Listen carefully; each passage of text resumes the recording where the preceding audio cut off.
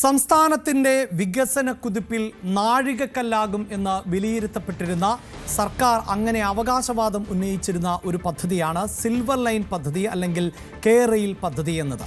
ആ പദ്ധതിയുടെ നടത്തിപ്പുമായി മുന്നോട്ടു പോകുന്ന ഘട്ടത്തിൽ തന്നെ രാഷ്ട്രീയ കേരളം അത് ഏറ്റെടുക്കുകയും വ്യാപകമായ എതിർപ്പുകളും വിയോജിപ്പുകളും ഉയരുകയും ചെയ്തു. ഒരു കാലഘട്ടത്തിൽ മലയാളികളുടെ ദൈനംദിന സംഭാഷണത്തിൽ കടന്നു വന്ന പേരായിരുന്നു മഞ്ഞക്കുറ്റി എന്നത്. അതായത് സിൽവർ ലൈൻ പദ്ധതി കടന്നു പോകുന്ന ഭാഗത്തുകൂടി ഭൂമി ഏറ്റെടുക്കൽ നടപടികൾക്ക് വേണ്ടിയായിരുന്നു മഞ്ഞക്കുറ്റികൾ സ്ഥാപിച്ചത്. അതിനെതിരെ വ്യാപകമായ പ്രതിഷേധങ്ങളുണ്ടായി. പലയിടത്തും ഈ മഞ്ഞക്കുറ്റികൾ നാട്ടുകാരും രാഷ്ട്രീയ പാർട്ടികളും ചേർന്ന് പിഴുതെറിയുകയും ചെയ്ത സാഹചര്യം ഉണ്ടായി. BJPയും ഒപ്പം കോൺഗ്രസും ആ പദ്ധതിയെ നഖശിഖാന്തം എതിർക്കുന്ന സാഹചര്യം ഉണ്ടായപ്പോഴും പദ്ധതിയുമായി മുന്നോട്ട് എന്ന ആവർത്തനമായിരുന്നു സംസ്ഥാന സർക്കാരിൽ നിന്നും നമുക്ക് കേൾക്കാൻ സാധിച്ചത്. ഇപ്പോഴും സിൽവർ ലൈൻ വരും കേട്ടോ എന്ന് പറയുന്ന CPIM അനുഭാവികളും സർക്കാർ അനുഭാവികളും നിരവധിയാണ്. പക്ഷേ ഇപ്പോഴിതാ സംസ്ഥാന സർക്കാരിൻ്റെ സിൽവർ ലൈൻ പദ്ധതിയെ പൂർണ്ണമായും തള്ളിക്കൊണ്ട് കേരളത്തിൽ അതിവേഗ റെയിൽവേ പാതയ്ക്ക് DPR തയ്യാറാക്കാൻ ഒരുങ്ങുകയാണ് കേന്ദ്ര സർക്കാർ. റെയിൽവേ മന്ത്രാലയം എന്ന പുതിയ വാർത്ത ആണ് ഇപ്പോൾ പുറത്തുവരുന്നത്. അതിന് ഡൽഹി മെട്രോ റെയിൽ കോർപ്പറേഷനെ ചുമതലപ്പെടുത്തി എന്ന വിവരം കൂടി പുറത്തു വരുമ്പോൾ അതിവേഗ പാത എന്നത് തിരുവനന്തപുരം മുതൽ കണ്ണൂർ വരെ ദൈർഘ്യമുള്ള അതിവേഗ പാതയ്ക്ക് വേണ്ടിയുള്ള DPR തയ്യാറാക്കൽ ആണ്. ഡീറ്റെയിൽ പ്രൊജക്ട് റിപ്പോർട്ട് തയ്യാറാക്കുന്ന സാഹചര്യത്തിലേക്കാണ് ഇപ്പോൾ കേന്ദ്ര സർക്കാർ എത്തിയിട്ടുള്ളത് എന്നതാണ് നമുക്ക് മനസ്സിലാക്കാൻ സാധിക്കുന്നത്. ഒപ്പം ഈ അതിവേഗ പാത എന്ന് പറയുമ്പോൾ തിരുവനന്തപുരം കണ്ണൂരിനെ ബന്ധിപ്പിക്കുമ്പോൾ 430 കിലോമീറ്റർ ദൈർഘ്യം ഉള്ള ഒരു പാതയ്ക്ക് വേണ്ടിയിട്ടുള്ള പദ്ധതിയാണ് തയ്യാറെടുക്കാൻ പോകുന്നത്. 430 കിലോമീറ്റർ ആയിരിക്കും തിരുവനന്തപുരം മുതൽ കണ്ണൂർ വരെയുള്ള ഈ അതിവേഗ പാതയുടേത് എന്നതാണ് നമുക്ക് മനസ്സിലാക്കാൻ സാധിക്കുന്നത്. ഇങ്ങനെ അതിവേഗ പാതയിലൂടെ കടന്നു പോകുമ്പോൾ അതിൻ്റെ വേഗത എന്നത് വളരെ പ്രധാനപ്പെട്ടതാണ്. ഇപ്പോൾ തന്നെ നമുക്കറിയാം കേരളത്തിലൂടെ സഞ്ചരിക്കുന്ന ട്രെയിനുകളിൽ ഏറ്റവും വേഗതയേറിയ സർവീസ് എന്നത് വന്ദേ ഭാരത് ആണ് എന്നത് അറിയാം. ഒരു ക്ലാസ് യാത്ര തന്നെയാണ് അവിടെ വന്ദേ ഭാരത് ഒരുക്കുന്നത് എന്നത് നമുക്കറിയാം. അപ്പോൾ വന്ദേ ഭാരതിനെ കൂടി പിന്നിലാക്കുന്ന തരത്തിൽ മണിക്കൂറിൽ 200 കിലോമീറ്റർ വേഗതയിലാണ് അതിവേഗ പാതയ്ക്കുള്ള തയ്യാറെടുപ്പ് ആരംഭിക്കുന്നത്. ഇതിനു വേണ്ടിയാണ് ഡൽഹി മെട്രോ റെയിൽ കോർപ്പറേഷനെ ചുമതലപ്പെടുത്തുന്നത് എന്നതാണ് മനസ്സിലാക്കാൻ സാധിക്കുന്നത്. DMRCയുടെ ഓഫീസ് ഇതുമായി ബന്ധപ്പെട്ട് കേരളത്തിൽ ആരംഭിക്കാൻ പോകുന്നു എന്നതുകൂടിയാണ് ഏറ്റവും പുതിയ വിവരങ്ങളായി പുറത്തു വരുന്നത്. 9 മാസത്തിനകം DPR പൂർത്തിയാക്കണമെന്ന നിർദ്ദേശം നൽകിക്കഴിഞ്ഞു കേന്ദ്ര സർക്കാർ എന്ന വിവരമുണ്ട്. മെട്രോമാൻ എന്ന് വിശേഷിപ്പിക്കുന്ന E. ശ്രീധരൻ റെയിൽവേ മന്ത്രി അശ്വിനി വൈഷ്ണവുമായി ഇതുമായി ബന്ധപ്പെട്ട കൂടിക്കാഴ്ചകൾ നടത്തിക്കഴിഞ്ഞു എന്നതാണ് വിവരം. കഴിഞ്ഞ ദിവസം തന്നെ ഇരുവരും തമ്മിൽ കൂടിക്കാഴ്ച നടത്തുന്നതിൻ്റെ ഒരു ഫോട്ടോ അശ്വിനി വൈഷ്ണവ് തന്നെ സോഷ്യൽ മീഡിയയിലൂടെ പങ്കുവച്ച ഒരു സാഹചര്യം കൂടിയുണ്ട്. ഇതാ പ്രേക്ഷകർ കാണുന്നതാണ് ഈ ദൃശ്യങ്ങൾ. ഈ ഫോട്ടോയാണ് റെയിൽവേ മന്ത്രാലയം എന്ന് തന്നെ അല്ലെങ്കിൽ റെയിൽവേ മന്ത്രി എന്ന് തന്നെ പറയാം. അതുകൊണ്ട് തന്നെ വളരെ പ്രധാനപ്പെട്ടതാണ്. നമുക്ക് അഭിമാനം ഉള്ള വ്യക്തിയാണ് മെട്രോമാൻ. അദ്ദേഹം ഏറെ പ്രായമുള്ള ഒരാൾ ആണ് എങ്കിൽ പോലും യുവാക്കളുടെ ഇതിന് സമാനമായ തരത്തിലുള്ള പ്രവർത്തനങ്ങൾ ഇപ്പോഴും കാഴ്ചവെക്കുന്ന ഒരാൾ കൂടിയാണ്. അങ്ങനെയുള്ള മെട്രോമാനെയാണ് വളരെ പ്രധാനപ്പെട്ട ഒരു ദൗത്യം വീണ്ടും ഏൽപ്പിക്കാൻ പോകുന്നു എന്ന് മനസ്സിലാക്കാൻ സാധിക്കുന്നത്. എന്താണ് ഈ സിൽവർ ലൈനിൽ നിന്ന് അതിവേഗ പാതയിലേക്ക് ഉണ്ടാകുമ്പോഴുള്ള മാറ്റം, എന്താണ് ഈ പദ്ധതിയിലൂടെ വിഭാവനം ചെയ്യുന്നത്, അതാണ് നമ്മളിനി പരിശോധിക്കാൻ പോകുന്നത്. ഇപ്പോൾ വാർത്തയുടെ വിശദാംശങ്ങളുമായി ചേരുന്നത് രഞ്ജിത്ത് രാമചന്ദ്രനാണ്. രഞ്ജിത്ത്, സിൽവർ ലൈൻ പദ്ധതി കേരളത്തിൽ ഒട്ടേറെ ദിവസങ്ങളിൽ തുടർച്ചയായി ചർച്ച ചെയ്ത ഒരു പദ്ധതിയാണ്. ഒട്ടേറെ ന്യൂനതകൾ അതിന് പറഞ്ഞിരുന്നു. പ്രത്യേകിച്ച് കേരളത്തിൻ്റെ ഒരു ഭൂമിശാസ്ത്രം നമുക്കറിയാം. ചെറിയ സംസ്ഥാനമാണ് എങ്കിലും നീളമുള്ള സംസ്ഥാനം എന്ന് നമുക്ക് പറയാം. അതുകൊണ്ട് തന്നെ കാസർഗോഡ് നിന്ന് തിരുവനന്തപുരത്തേക്ക് എത്തുമ്പോൾ അത് വലിയ സമയനഷ്ടം നമ്മുടെ മലയാളികൾക്ക് തന്നെ സൃഷ്ടിക്കുന്ന ഒരു പശ്ചാത്തലം. അവിടെയായിരുന്നു സിൽവർ ലൈൻ എന്ന ഒരു പാതയ്ക്ക് രൂപം നൽകുന്നത്. പക്ഷേ അത് കേരളത്തെ രണ്ടായി മുറിക്കും എന്ന ആക്ഷേപം ഉയരുന്നു. അങ്ങനെയൊക്കെയുള്ള ആക്ഷേപങ്ങൾക്ക് കൂടി മറുപടിയാകുന്ന തരത്തിലേക്ക് ഈ അതിവേഗ പാതയെ എങ്ങനെ മാറ്റും, എന്താണ് വിഭാവനം ചെയ്യുന്നത് രഞ്ജിത്ത്?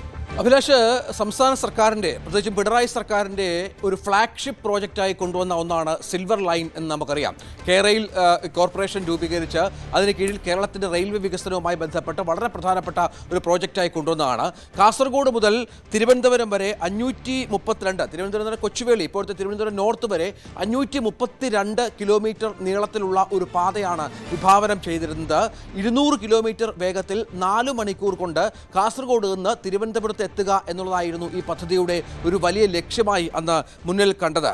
അതായത് ഈ കേരളത്തിൻ്റെ ഒരൊറ്റ മുതൽ മറ്റേ അറ്റം വരെ സഞ്ചരിക്കാൻ 4 മണിക്കൂർ മാത്രം മതി എന്നുള്ളതാണ് ഈ പ്രോജക്റ്റിനെ സംബന്ധിച്ചിടത്തോളം വലിയ ഒരു ശ്രദ്ധ കൊണ്ടുവന്നത്. 11 ജില്ലകളിൽ കൂടി ഈ റെയിൽപാത കടന്നു പോകുന്ന ഒരു പശ്ചാത്തലം ഉണ്ടായിരുന്നു. 11 സ്റ്റോപ്പുകൾ, ഓരോ ജില്ലകളിലും ഓരോ സ്റ്റോപ്പുകൾ എന്ന രീതിയിൽ 11 സ്റ്റോപ്പുകളാണ് ഇതുമായി ബന്ധപ്പെട്ട് പറഞ്ഞ് കേട്ടിരുന്നത് എന്നുള്ളതാണ്. ഓരോ 20 മിനിറ്റുകളിലും ട്രെയിനുകൾ ഓടും എന്നുള്ളത് ഏറ്റവും പ്രധാനപ്പെട്ട ഒന്നായിരുന്നു. അതുമാത്രമല്ല, ഈ പദ്ധതിയുടെ ഭാഗമായി 10,000-ഓളം ആളുകൾക്ക് ജോലി ലഭിക്കും എന്നും സംസ്ഥാന സർക്കാർ പറഞ്ഞു വെച്ച ഒരു പശ്ചാത്തലമുണ്ട്.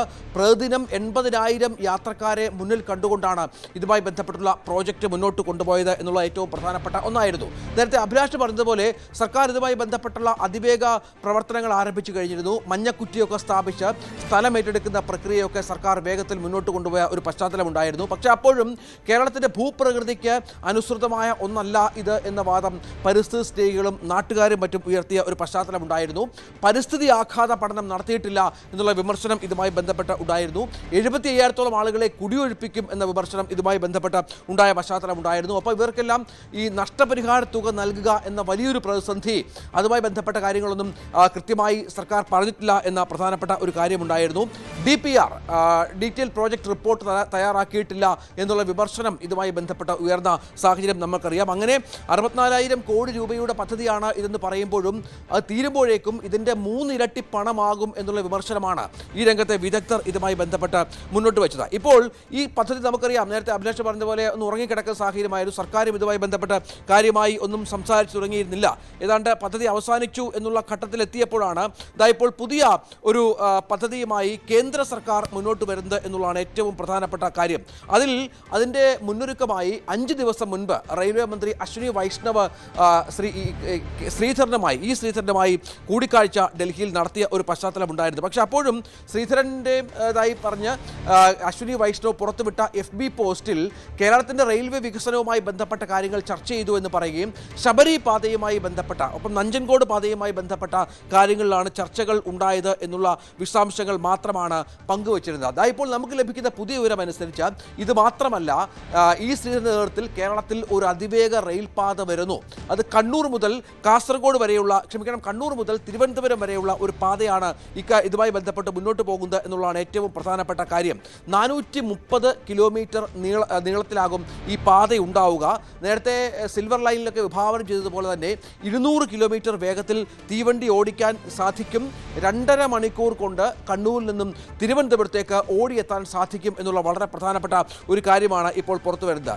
ഈ സിൽവർ ലൈൻ പദ്ധതിക്ക് ഇതോടുകൂടി അന്ത്യമാവുകയും പൂർണ്ണമായും നമ്മുടെ റെയിൽവേയുടെ രീതിക്ക് കേന്ദ്ര സർക്കാരിന് പൂർണ്ണമായി പങ്കാളിത്തമുള്ള സർക്കാർ നിയന്ത്രിക്കുന്ന ഒരു സംവിധാനമാകും അതിവേഗ പാത എന്നാണ് ഇതുമായി ബന്ധപ്പെട്ട് നമുക്ക് മനസ്സിലാകുന്നത്. ഒപ്പം ഇതിനകത്ത് ഒരു വ്യത്യാസം എന്ന് പറയുന്നത് ജനവാസ മേഖലകളെ ഒരു തരത്തിലും ബാധിക്കാത്ത വിധത്തിൽ തുരങ്കങ്ങളും മേൽപ്പാലങ്ങളും മാത്രം ഉൾപ്പെടുത്തിക്കൊണ്ടുള്ള വലിയൊരു പാതയാണ് വിഭാവനം ചെയ്യുന്നത് എന്നുള്ള ഏറ്റവും പ്രധാനപ്പെട്ട ഒന്നാണ്. നേരത്തെ നമുക്കറിയാം, ഈ സിൽവർ ലൈൻ പദ്ധതി പ്രായോഗികമല്ല എന്ന് പലതവണ ആവർത്തിച്ച ആൾ കൂടിയാണ് ഈ ശ്രീധരൻ എന്നത് ഇതിനോട് ചേർത്ത് വെക്കണം. നിലവിൽ റെയിൽവേ ലൈൻ പദ്ധതി ഇല്ലാത്ത സ്ഥലങ്ങൾക്ക് മുൻഗണന നൽകിക്കൊണ്ട്, നമുക്കറിയാം പല ജില്ലകളിലും ചില ജില്ലകളിലൊന്നും ഇപ്പോൾ റെയിൽവേ ലൈൻ പദ്ധതികളില്ല. ആ ജില്ലകൾക്ക് കൂടി മുൻഗണന നൽകിക്കൊണ്ടാണ് ഇപ്പോൾ റെയിൽപാത ഉണ്ടാകുന്നത് എന്നുള്ളതാണ് ഏറ്റവും പ്രധാനപ്പെട്ട കാര്യം.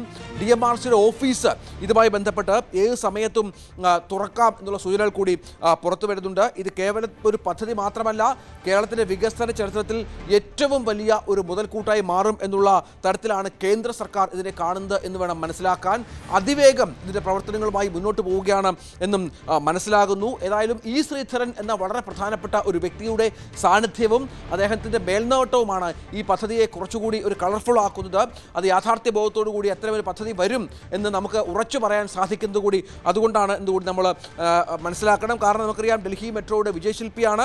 കൊച്ചി മെട്രോയും പാലാരിവട്ടവും പാലവും ഒക്കെ പൂർത്തിയാക്കി വലിയ തോതിലുള്ള വികസന പ്രവർത്തനങ്ങൾക്ക് മുൻനിരയിൽ നിന്ന ഒരു വ്യക്തി കൂടിയാണ് ഈ ശ്രീധരൻ എന്ന് ഓർക്കണം. അതുകൊണ്ട് തന്നെയാണ് ഇത്തരത്തിൽ വലിയൊരു പദ്ധതിക്ക് സ്ഥലമേറ്റെടുക്കാതെ സാധാരണക്കാർക്ക് പ്രശ്നങ്ങൾ ഉണ്ടാവാതെ തുരങ്കങ്ങളും മേൽപ്പാലങ്ങളും പണിതുകൊണ്ട് ഈ പദ്ധതിയിലേക്ക് കടക്കുന്നത് എന്നുള്ളതാണ് ഏറ്റവും പ്രധാനപ്പെട്ട കാര്യം. അഭിലാഷ്.